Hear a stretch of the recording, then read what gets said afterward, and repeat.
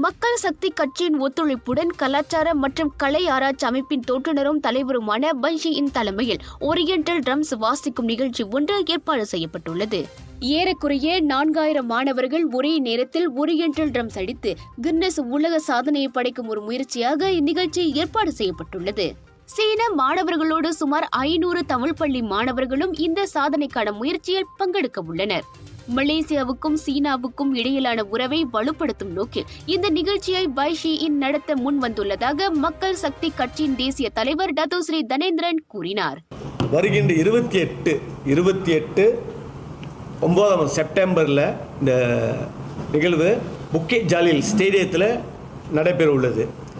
இது ஒரு பெரிய நிகழ்வு, அதாவது வேர்ல்ட் கின்னஸ் ரெக்கார்ட் சாதனை படைப்பதற்காக இந்த நிகழ்வு செய்ய இருக்கிறார்கள். பைஷின் அம்மாவுடைய முயற்சி பெரிய முயற்சி. அவங்களுடைய எண்ணம்லாம் இந்த மக்கள், குறிப்பாக மலேசியாவில் வாழும் மக்கள் ஒரு ஒன்றுபட வேண்டும், எத்னிக் ஹார்மனி நடக்கணும் என்று சொல்லி இந்த ஓரியண்டல் ட்ரம் அவங்க கொண்டு வந்து நம்மளுக்கெல்லாம் ஒரு ரெக்கார்ட் செய்ய இருக்கிறாங்க. மலேசியா சைனா உறவு மேம்படுத்துவதற்காகவும் இந்த நிகழ்வு செய்யப்பட்டிருக்கிறது. இது செய்ய வேண்டிய காரணம் 2. ஒன்று, மக்கள் மத்தியில், குறிப்பாக மாணவர்கள் மத்தியிலே ஒற்றுமைத்துவத்தை பலப்படுத்த வேண்டும். நம்முடைய சமுதாயம் பழைய சமுதாயமாக இருந்தாலும் கூட ஒற்றுமையை பலப்படுத்த வேண்டும். 2, இந்த சாதனை படைக்கும் நிகழ்வு கின்னஸ் ரெக்கார்ட் செய்ய போகிறாங்க. இந்த கின்னஸ் ரெக்கார்ட் செய்யும் பொழுது ஏன் நம்முடைய தமிழ் பள்ளி மாணவர்களும் இதில் கலந்துக்கிட்டாக்கா இது ஒரு அவங்க வருங்காலத்தில் இந்த நிகழ்வு அவங்களுக்கு ஒரு பெரிய ஒரு சான்றிதழாக இருக்கும். அந்த எண்ணத்தை நிறைவேற்றவே மக்கள் சக்தி கட்சியும் உடனிருந்து தமிழ் பள்ளி மாணவர்களை ஒன்றிணைக்கும் வேலைகளை செய்து வருவதாக தனேந்திரன் தெரிவித்தார்.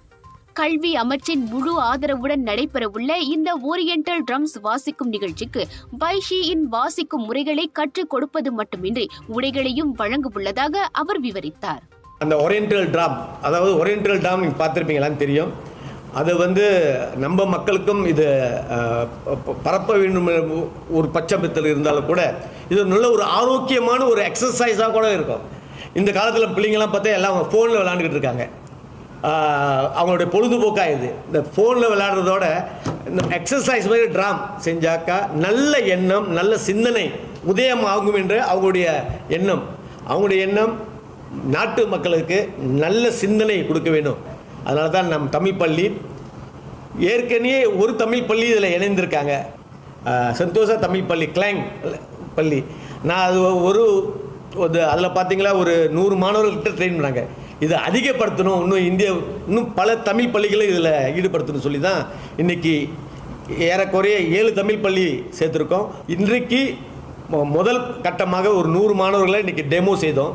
இந்த டெமோ எப்படி இதை அடிக்கிறது அம்மா சொல்லி கொடுத்தாங்க. இந்த ஸ்டெப்ஸு, அதன் பிறகு இது இன்னும் 2 பயிற்சி நடக்கும்.